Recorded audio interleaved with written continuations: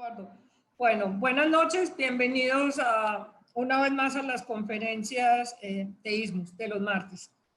En el día de hoy nos acompaña el arquitecto Gustavo Bernal. Inclusive acabó de ser profesor en estos días de taller. Gustavo ya nos ha acompañado como profesor en ISMUS en un seminario de arquitectura efímera que tuvimos ya hace unos años. Y bueno, y en estos días recién acabó de ser profesor del taller de proyecto. Hemos querido invitar al arquitecto para hablar un poco del tema de arquitectura, del dibujo, qué hacemos como arquitectos. Y el título de la conferencia que él le puso a la conferencia me llamó mucho la atención. Es un término promenade o promenade, según como lo quieran ver en inglés o en francés, y es un término que tiene dos acepciones, o sea, uno puede hablar como de la vía o el camino que normalmente está orientado como a un borde escénico de mar o de un camino con una cierta calidad ambiental, o el hecho también de caminar, o sea, de moverse a través del camino. No pudiera hablar que promenade o promenade tiene que ver con caminar, pero puede ser también el camino. Y este término, buscando un poco como en el tiempo, tuvo su auge un poco como a mediados finales del siglo XIX, donde si pudieran llegar a imaginarse en el París de esos momentos, la gente disfrutaba de salir a caminar y del paisaje y de la naturaleza y cómo eso pues ayudaba como a construir parte de lo que es la vida de cada uno de nosotros. Bueno, para no extender más el tema, entonces, Gustavo, bienvenido y bueno, cuéntanos un poco sobre el tema. Gracias, Erika.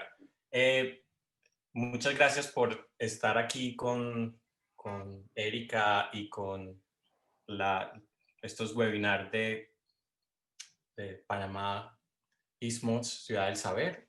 Les voy a hablar un poquitico de quién es Gustavo Bernal. Gustavo Bernal es un arquitecto, profesor, además investigador de la Universidad Pontificia Bolivariana, profesor también en la Universidad de AFIT, en la Universidad de Antioquia, en la Universidad de Belleville de París, invitado como conferencista en diferentes universidades del mundo a través de mi carrera como arquitecto. Pero hoy les voy a contar este camino que he hecho, que es muy divertido contarlo, a veces difícil vivirlo, pero es divertido contarlo y dibujarlo. Entonces, arquitecto por profesión, artista plástico por amor y profesor por vocación. Sería como la descripción que yo haría de lo que soy en este momento de mi vida. Y obviamente puede cambiar. No hay ninguna verdad absoluta en este momento de la posverdad. Voy a comenzar esta conferencia. Voy a compartirles la pantalla.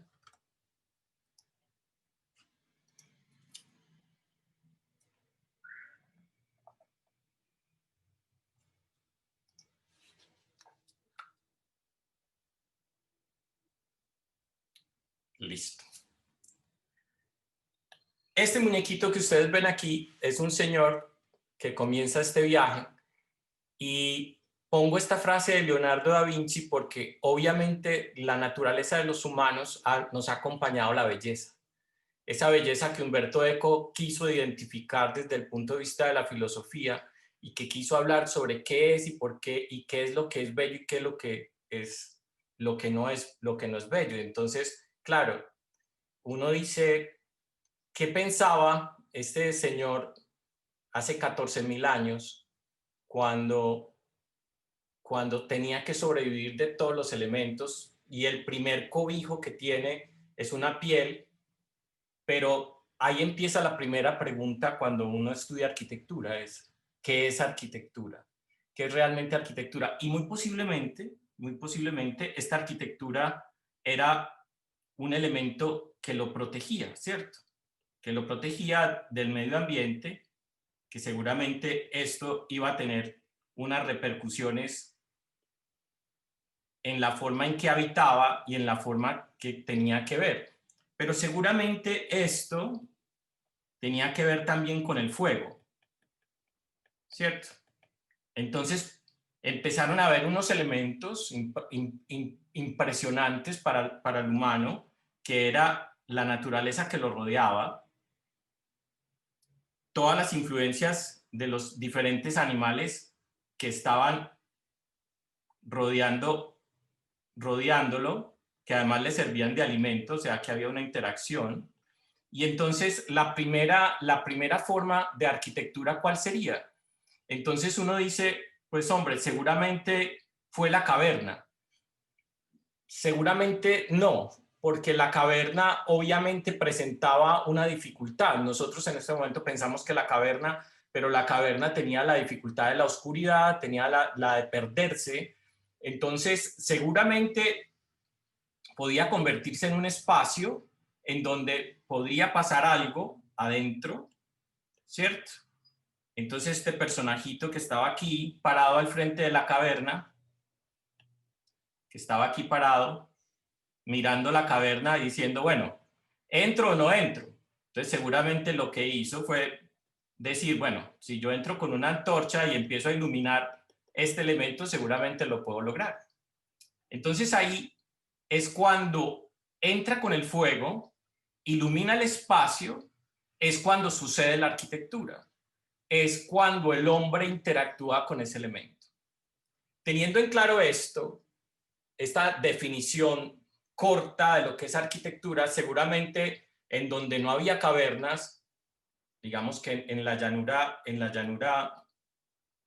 o en la estepa, en África, seguramente aquí el árbol, este árbol gigante que tenía a estos seres acá abajo, que les provocaba, les proveía alimento, pero les proveía también sombra, o el que se cayó por un rayo, lo empezaban a apilar, y seguramente la cabaña primitiva nace de apilar esas maderas alrededor de un árbol. Y ahí sucede la arquitectura. Pero todavía la habitabilidad no existía. Entonces uno dice, bueno, ¿qué pasa cuando el hombre puso una piel en el piso adentro de la cabaña? Entonces sucede el primer ritual, que es la habitación. Y el segundo ritual es cuando dice, y si esta cabaña se vuelve el elemento importante en donde yo guardo mis recuerdos, y empieza a dibujar a los animales que él caza con sus lanzas, está metido en este camino de ir. Entonces ahí es donde el ritual aparece, y ahí es donde la arquitectura tiene su nacimiento. O sea que la arquitectura nos ha acompañado. Pero la primera reflexión, que es esta como definición de la arquitectura, debe comenzar aquí. ¿Qué pasa? ¿Qué pasa con nosotros, con la actualidad? Resulta que hemos hablado mucho sobre qué tenemos que hacer con este mundo, este puntico azul en el universo, que está por aquí, ¿cierto? Resulta que la Tierra tiene millones de años, miles de millones de años, y nosotros nos preocupamos, y el discurso siempre lo decimos, no, es que la Tierra se está acabando, tenemos que procurar. No, la Tierra se sacude y acaba con todos los problemas que tiene. Ya la Tierra en un momento dado tuvo más monóxido que oxígeno en su primigenia, y puede volver a pasar y no pasa nada. La Tierra sigue siendo la Tierra. Los que estamos en peligro de extinción somos los humanos. Los humanos estamos corticos en todo sentido, de recursos, de todo. Y tengo este 60% porque resulta que hay un 60% de la población, de los humanos, que habitan esta tierra, que vive en una condición tristemente de pobreza, y de pobreza absoluta. O sea que la mitad de estas personas viven en pobreza absoluta, y la otra mitad están en unas condiciones deplorables de vida. Y el otro 40% que sobrevive, porque digamos que sobrevive a esta hecatombe que es la humanidad, resulta que ahí es donde los arquitectos tenemos que entrar a pensar. Ahí es donde tenemos que sentir lo que está pasando en la humanidad. Es cómo nos repensamos y cómo hacemos. Y esto es una invitación, estos dibujitos, este promenade de la historia de la arquitectura y de lo que debemos ser, es ir y venir en esta relación porque la humanidad está en peligro. Es los humanos, la Tierra no, los humanos. Y cuando entendamos eso, vamos a entender que esa soberbia de pensar de lo que como que es el otro, poner en dificultades al otro que es el mundo, y no nosotros, pero somos nosotros los que estamos ahí. Mientras dure esta charla, los 30 minutos que va a durar esta charla, seguramente vamos a encontrar que la población del mundo es equivalente como al 30% de lo más de lo que tiene Panamá en habitantes, ciudad de Panamá. O sea que estamos creciendo como un virus. Y entonces aquí viene una frase súper bonita de Solano Benítez. Solano Benítez es un arquitecto muy importante latinoamericano, paraguayo, que dice una frase súper linda de los filósofos contemporáneos, y es: para que exista humanidad necesitamos ser dos. Como mínimo, un humano son dos. ¿Qué significa eso? Que la humanidad está reflejada en sí misma. Entonces yo no puedo permanecer triste, infalible, al ver que el otro, que soy yo, está en unas condiciones muy difíciles. ¿Cuál va a ser mi aporte y cuál va a ser mi sistema para que ese aporte haga que ese yo que está al otro lado, en ese espejo filosófico, porque si somos unos, somos un primate, si somos dos, somos un humano. Entonces, los filósofos modernos han hablado muchísimo de que cuando entendamos que somos uno, que ese uno somos dos como mínimo, entonces ahí es donde viene esta frase súper bonita de Solano Benítez.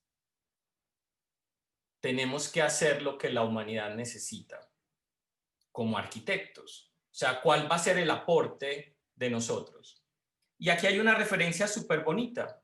¿Cuál es la herramienta fundamental de los humanos? Es esta, la inteligencia. Ahí está la diferencia. Analizamos, inventamos y pensamos.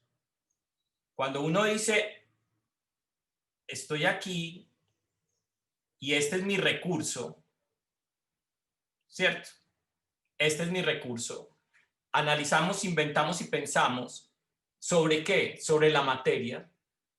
Kant, este gran arquitecto, decía, ¿por qué no le preguntamos al ladrillo qué quiere ser?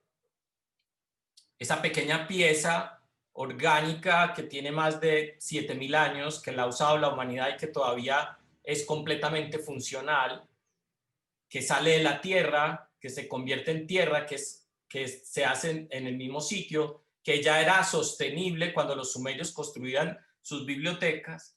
Le preguntamos al ladrillo qué quiere ser a través de la interacción social y lo que necesitamos para que la sociedad avance. Entonces, la herramienta aquí fundamental es la imaginación. Esta es la parte más importante. Y esa herramienta de la imaginación es con la que construimos la sociedad. Entonces ahí yo replanteo mi primera intervención de qué es arquitectura. Entonces el arquitecto es la persona que ayuda a que la humanidad crezca socialmente, interactúe, y esa interacción entre humanos, chiquitos, bajitos, con sus mascotas, esa interacción global hace que esos espacios generen esa herramienta que construye sociedad, que es esta que está aquí. Esto lo que nos trae es una nueva reinterpretación de la arquitectura. Encontraba yo en Tatiana Bilbao una conferencia que ella decía: yo ya no creo en la arquitectura del despacho, donde hay un arquitecto súper famoso que le dice a sus súbditos que tienen que dibujar y todo sale perfecto. Yo creo que estamos en una comunidad donde nos podemos conectar, donde existe el software de código abierto, donde podemos desarrollar cosas entre todos. Y ahí viene la segunda reflexión de esta charlita, que es muy importante. La empatía. La diferencia es la solución. Y aquí voy a dar unas definiciones, así como Erika nos ayudaba ahorita con el promenade, la palabra promenade, que es este recorrido con experiencia, que es como una fórmula matemática, ¿cierto? Experiencia es igual a recorrido sobre tiempo. Matemáticas puras, ¿cierto? Eso es el promenade. Yo hago un recorrido en un tiempo determinado y recibo una cantidad de experiencias. O sea que eso queda grabado en el íntimo. Para lograr esto, para que esa persona que está aquí recibiendo esa información de ese recorrido, la única forma, la única herramienta que tenemos los arquitectos es la empatía. Y aquí con la empatía quiero decir algo muy importante. Siempre nos han hablado de la palabra tolerancia. Y esa palabra tolerancia es súper horrible. Porque tolerancia es soportar al otro, o sea que existe como un valor muy potente de transgresión. O sea, yo me agredo para que no agredir al otro.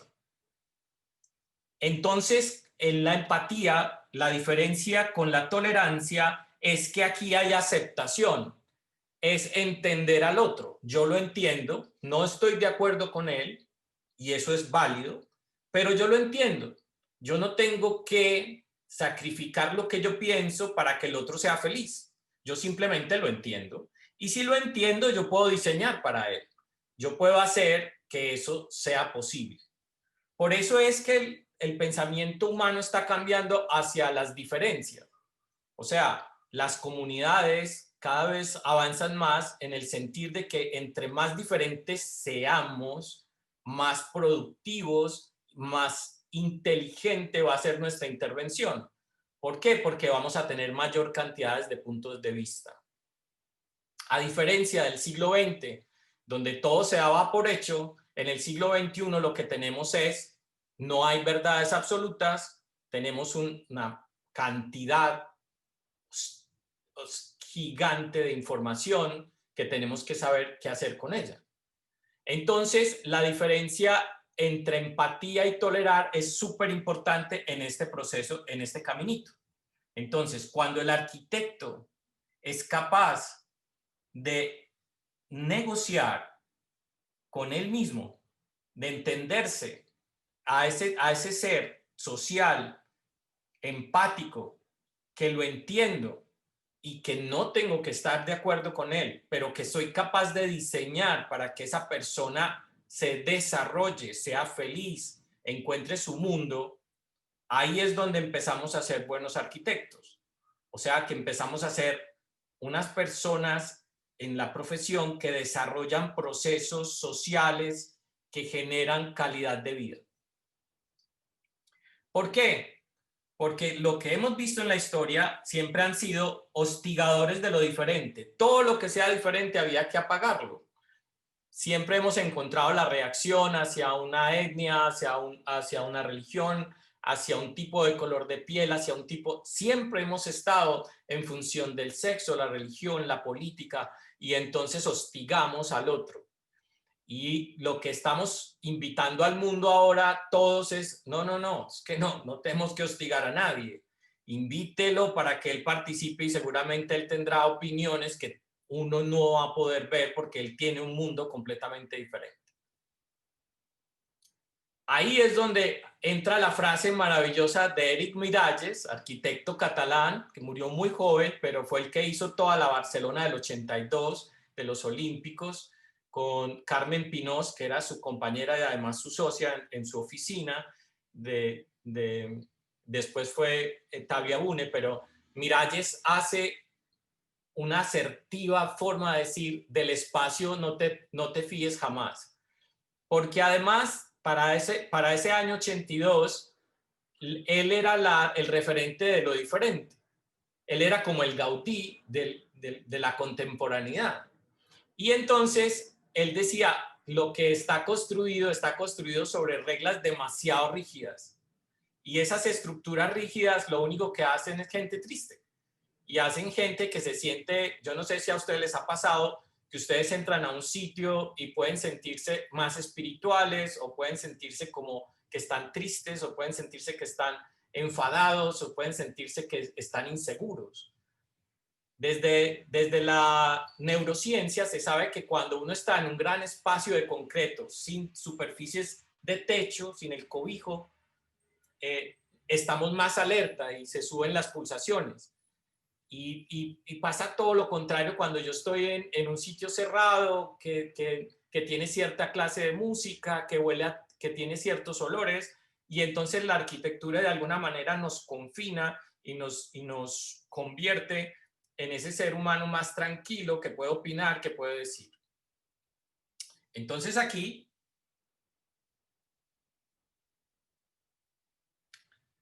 los tips and tricks, como le digo yo a mis estudiantes, de cómo hacer esta premisa, de este caminito que he aprendido en el tiempo. Está bien preguntar y está bien equivocarse. Al parecer, estos filtros de Instagram que nos ponen bonitos y que nos hacen ver distintos a la realidad, pero es como el avatar que presentamos ante los demás, nos está alejando un montonón de la realidad. Y entonces ya el que canta puede coger un software y hacer que cante mejor, y ya nos podemos ver súper bonitos con Photoshop y podemos hacer toda esa hiperabundancia. Y aquí esta palabra es súper buena, de la hiperabundancia de belleza. Estamos en la humanidad en el mundo de los acabados completamente especulares. Entonces los artistas, como en un parque en Chicago, montaron un frijol hecho de un material supremamente reflectivo, que no se le ven los empates, que uno se ve reflejado en el objeto, esa obra de arte que está puesta en la mitad de una plaza. Y eso representa realmente la humanidad en este momento. Entonces los arquitectos que siempre hemos sido más reflexivos, que estamos como en esta actitud de pensarnos y no dejarnos llevar por las redes y por esto, entonces volvemos aquí. Humberto Maturana decía: está bien preguntar, está bien equivocarse. Está bien equivocarse porque uno se puede equivocar, porque uno aprende también si uno tiene eso. Entonces hay que aprender a navegar también en esta hiperabundancia de información. Aquí hay una cantidad de información. Ya a ustedes no les tocó, pero para mí lo que estaba escrito en un libro cuando yo estaba en la universidad era cierto. O sea, todo lo que estuviera en un libro y estuviera de alguna manera en blanco y negro, y si tenía una foto mejor, era verdad. Resulta que de todo lo que hay en internet, creo que es el 90%, leí hace poquito con Wikileaks que decía que el 90% de lo que estaba en internet era falso. O sea, esta hiperabundancia nos remite a hacer otra cosa. Ahora, navegar es súper importante, aprender a navegar. Entonces, yo sé que hay mucha gente que dice: no, es un arquitecto de Pinterest. Perfecto. Es que Pinterest es una forma de viajar. Yo tuve la oportunidad de aprender arquitectura viajando. Yo viajaba con un cuaderno, con un cuadernito de notas, con una cámara de fotografía que además había que tomar muy bien la decisión de la cámara, porque uno se llevaba 6 rollos y sabía que esos rollos era lo que tenía, y cuando los mandabas a revelar, valían otro montón de plata, entonces uno tenía que tomar fotos buenas. O sea, ahí no había forma de estar ahí tomando fotos y después mirar esta foto sí, esta no, tenían que ser buenas porque obviamente había un costo en eso. Y si no, uno lo dibujaba, se sentaba en una placita y algo que le gustaba uno lo dibujaba. Pinterest es eso, es navegar. Eso sí, hay que tener una brújula, porque si uno no tiene una brújula, ¿cierto? Esta brújula como la que tienen los en Piratas del Caribe, el pirata que lo lleva a donde él piensa que quiere ir, ¿cierto? Es como esa analogía hermosa de decir, hay que tener una brújula para saber dónde quiero ir, por qué quiero ir allá, cuál es la idea de querer ir allá. Y, hombre, que es muy superfluo ver una imagen y convertirla en un proyecto. No es lo mismo que hacíamos cuando viajábamos. Lo que pasa es que aquí la navegación se puede hacer a todas horas y todos los días, mientras tomamos un café, mientras hacemos otra actividad, podemos estar mirando cosas que nuestra inteligencia hace y asume que puede ser. Y ahí es donde entra la parte final de esta charla para no cansarlos mucho. Y entonces es herramienta fundamental, la capacidad de síntesis. Esta es la herramienta, como decíamos nosotros cuando estábamos ardinos en arquitectura y decíamos, ¿cómo miran los arquitectos? Y yo me río mucho porque cuando uno viaja con arquitectos, los arquitectos estamos siempre mirando lo que nadie está mirando, ¿cierto? Entonces uno va con el grupo y todo el mundo mirando una cosa, tomándose selfies y nosotros tomándole foto al cafecito, a la mancha que dejó en el papel el café, al reflejo que produce un agua que está en el piso. Entonces tenemos como esa capacidad de ver lo que nadie ve, lo invisible, pero además esa capacidad de síntesis. ¿Por qué? Y aquí voy a hacer otra alegoría a Solano Benítez. Y Solano Benítez decía una frase bellísima: los arquitectos hacemos lo que no conocemos. Yo la primera vez que hice un hospital no sabía cómo era un hospital, pero entendía con mi capacidad de síntesis, porque además estamos en una profesión supremamente imperfecta. Tiene mucho de arte, pero no somos artistas, tiene de ingeniería, pero no somos ingenieros, tiene de financieros y no somos financieros, tiene de promotor, pero no somos promotores, ¿cierto? No somos economistas, y al final somos ese ser que tiene la capacidad de ver el todo para poder construir eso. Entonces la invitación aquí es, no importa, nunca se deje decir que no. Usted tiene la posibilidad y la herramienta, la tenemos todos. Todos tenemos esa brutal y maravillosa megabits de energía que puede producir cualquier proyecto. La arquitectura realmente, y empiezo a cerrar esta información de qué es la arquitectura, es un oficio que se aprende haciendo.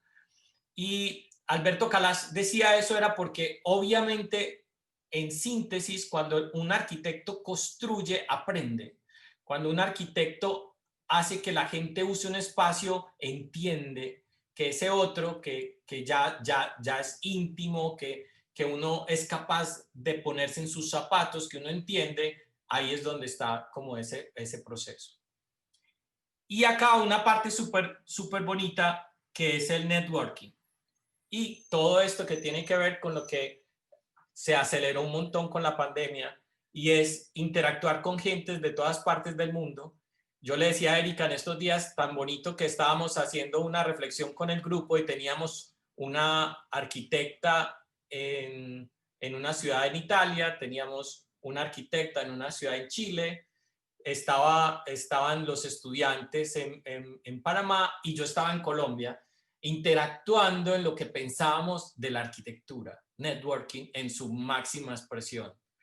Confidentes, tranquilos, exponiendo las ideas, escuchando lo que tenían que decir los estudiantes. Entonces ahí es súper importante estas nuevas capacidades que tenemos que tener con las estructuras del pensamiento moderno y es networking.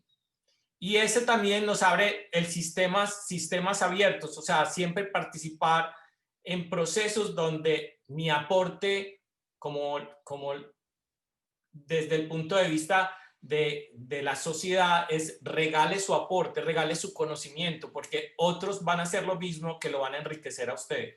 Si usted se queda con su conocimiento pensando que se lo van a robar, que no sé qué, está desconfiando de que la red funciona, ¿cierto? Miren que ya usted se puede meter a miles de páginas de fotografía, usted las puede bajar, las puede poner en su Instagram y las puede pasar. ¿Por qué? Porque son códigos abiertos que se están pasando, porque ya es, si me copias es porque me siento satisfecho. Me acuerdo de un diseñador gráfico maravilloso en Colombia que decía, cada vez que me copian me siento súper feliz. O sea, estoy haciendo bien mi trabajo. Pero eso quiere decir que me tengo que esforzar más para poder hacer más cosas que la gente me copie. Y entonces, en esa parte de investigar, hay otros elementos que yo quiero regalarles en su camino. Fernanda Canales, arquitecta mexicana, en una entrevista dice, si tenemos sistemas flexibles de diseño, el factor del accidente, obviamente con los ojos bien abiertos, va a llegar. Y eso es súper importante. Felipe Uribe, un arquitecto antioqueño muy bueno, decía, yo me sorprendo de lo que puede pasar cuando estamos trabajando. Me sorprendo muchísimo cuando estamos trabajando y veo una cosa y digo, no, paren un momento. ¿Por qué? Cuando tenemos proyectos lineales, rígidos, que vamos de A a B, resulta que esta persona que va de A a B no cambia. No va a cambiar. ¿Por qué? Porque no, ese camino, ¿se acuerdan de la ecuación del principio? No te tocó el alma, ¿cierto? El promenade es eso, es cómo le toco yo el alma. Pero si tienes un sistema mucho más rizomático en donde aparecen cosas y de pronto la solución hace por aquí, este camino hace que esta persona sea diferente. ¿Por qué? Porque le tocamos el alma. Entonces, no racionalicen su proceso creativo, déjenlo ser. Y esa es una cosa súper bonita, pero con los ojos bien abiertos, porque seguramente van a encontrar en ese sistema flexible, el accidente es una fórmula bellísima de encontrar cosas maravillosas. Y traten de generar procesos que no les causen ansiedad. Porque cuando uno tiene ansiedad hace estrés y cuando se estresa el cortisol llega al cerebro y el cerebro se embota y entonces no hay nada que hacer. Lo otro es Frida Escobedo en una conferencia bellísima que si la buscan la van a ver.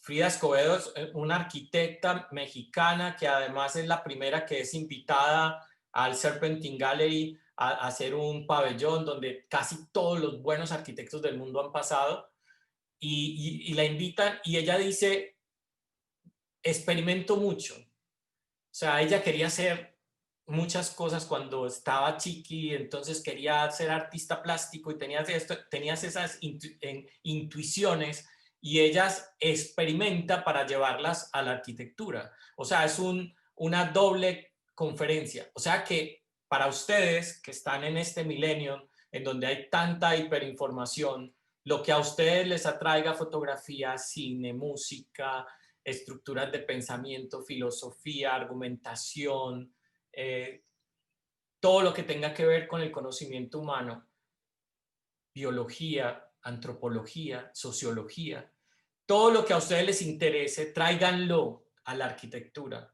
que la arquitectura no puede ser un conocimiento plano y lineal, tiene que ser orgánico y poderoso. Entonces, investigar y experimentar con otros medios hace que todo sea mucho más fluido.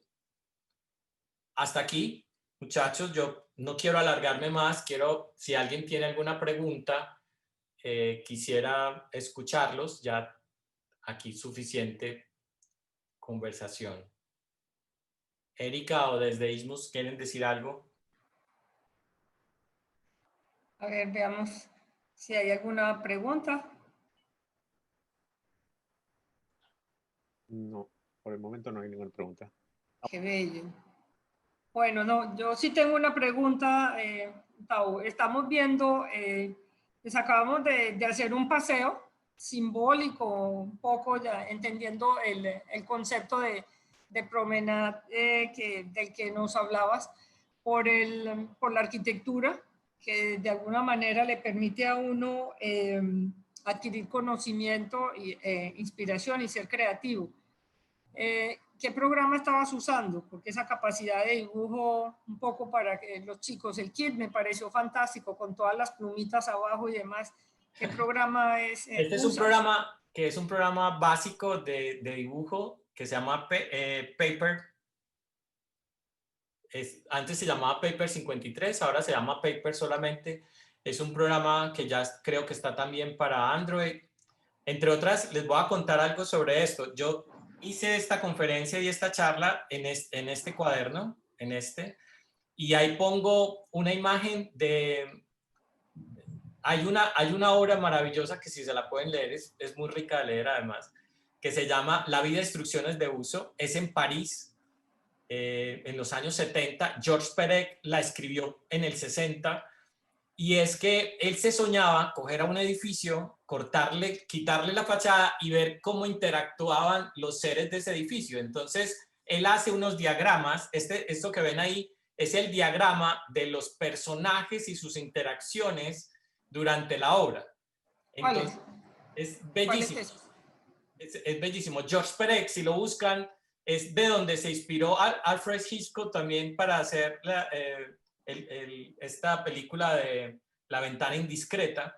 Y entonces es como esa reflexión de estas realidades de la arquitectura y cómo la literatura se vuelve súper importante en estos criterios. Esta herramienta, pues es una herramienta que además nos permite dibujar. ¿Esos son todos dibujos tuyos? Todos esos son dibujos míos. Es que acá yo quiero ser como lo que yo pienso del dibujo. El dibujo tiene 3 estados. El primer estado es con el que yo hablo. Yo hablo conmigo mismo. ¿Qué es esto, cierto? Entonces yo estoy hablando sobre una herramienta que está hablando de lo social, que cómo es lo colectivo, cómo los niños aprenden no sé qué. Estoy hablando conmigo, esto no es para el cliente.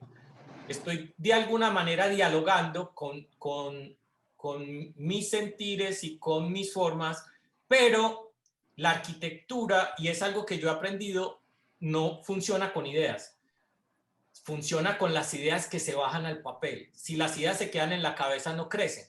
Entonces yo de acá sí puedo opinar. Yo de aquí sí puedo opinar. Entonces, el primer nivel que yo siempre he hablado es el que está con uno mismo, ¿cierto? O sea, es el personal.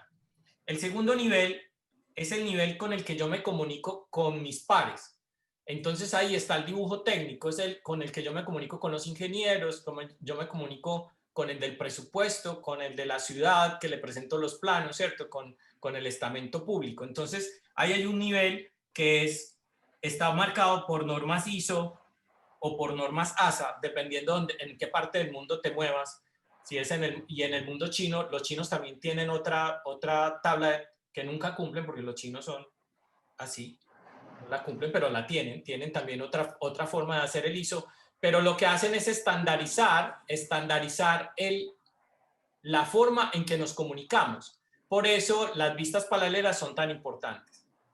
Y el tercero, y no menos importante, es cómo le comunicamos al que ni es arquitecto ni es técnico y cómo le contamos la historia. Entonces ahí yo me devuelvo un poquitico al primero y utilizo estos recursos que yo tengo, que son estos recursos digamos, con los que yo hablo conmigo mismo de la arquitectura, de lo que pasa en ese lugar. Esto pues es un proyecto pues que ya se realizó. Estos son como los antecedentes, ¿cierto? Entonces acá está el dibujo con lo que y con la gente me entiende mucho más a presentarle un plano.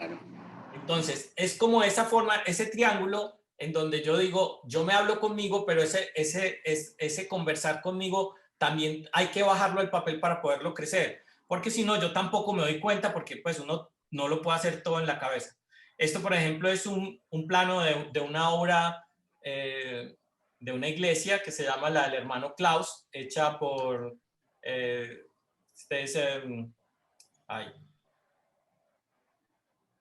¿cómo se llama? Arquitecto suizo, ayúdame ahí, muy famoso. Bueno, ya me voy a acordar, yo tengo una memoria selectiva. Pero también esta herramienta permite hacer cosas como esta. Voy a la obra, tomo la foto y aquí hago el detalle, ¿cierto? Acá hago el detalle. Esto es el detalle y le explico a un técnico o a un artesano que no maneja los planos técnicos, pero que si yo le muestro la foto y le digo lo que yo quiero, seguramente me va a entender. O sea, esta es otra dimensión del dibujo, que es la del trabajo en obra, que yo la hacía muchas veces. Ahora con el iPad, pues ya queda todo, se puede mandar por correo, pero antes yo era con un marcador de muro, podía dibujar en las paredes de la obra y hacía todos los detalles completos en el proyecto. Ahora lo hago de esta manera, ¿cierto? Esta es otra forma de hablar con otros, con nosotros. Esto es proyectos.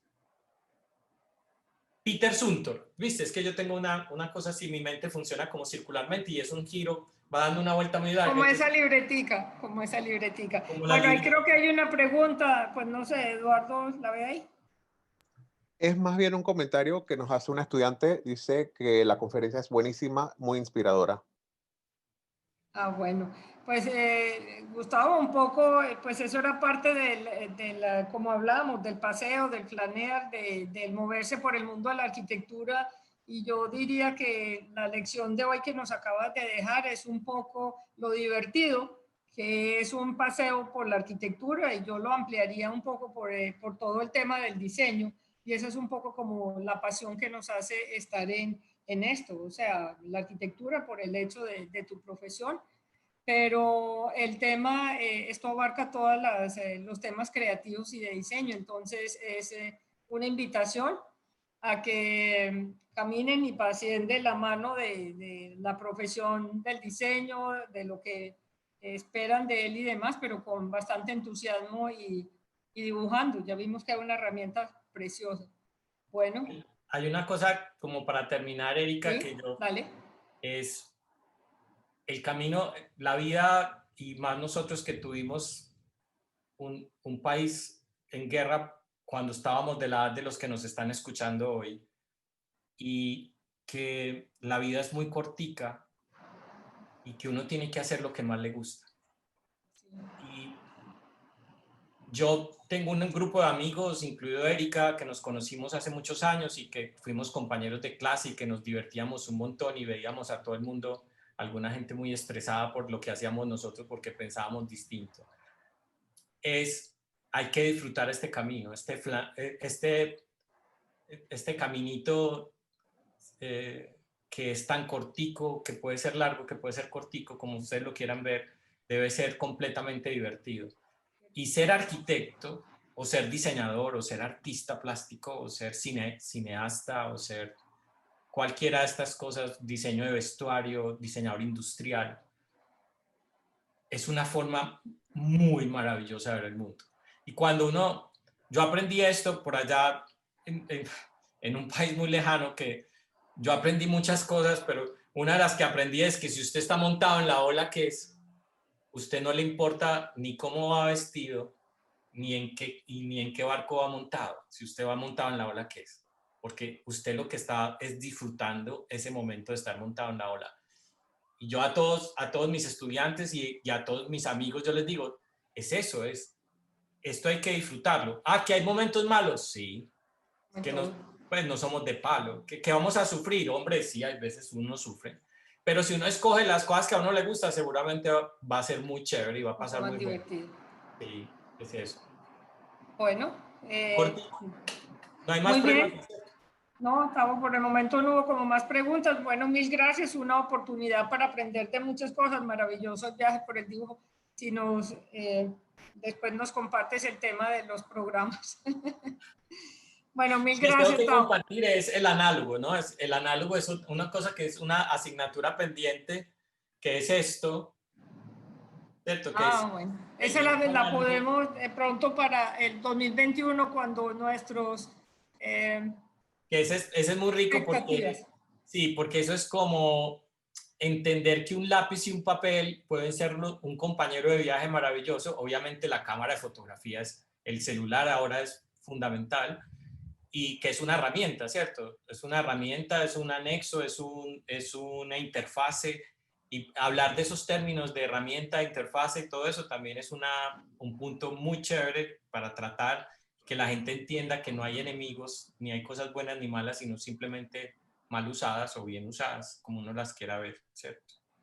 Bueno, listo, Tavo. Entonces, no se diga más. Creo que vendrán de pronto más tertulias como estas. Y bueno, mil gracias por acompañarnos y Con mucho bueno, a gusto. todos gracias por acompañarnos también en el día de hoy. Nos vemos. Chao, chao. Chao.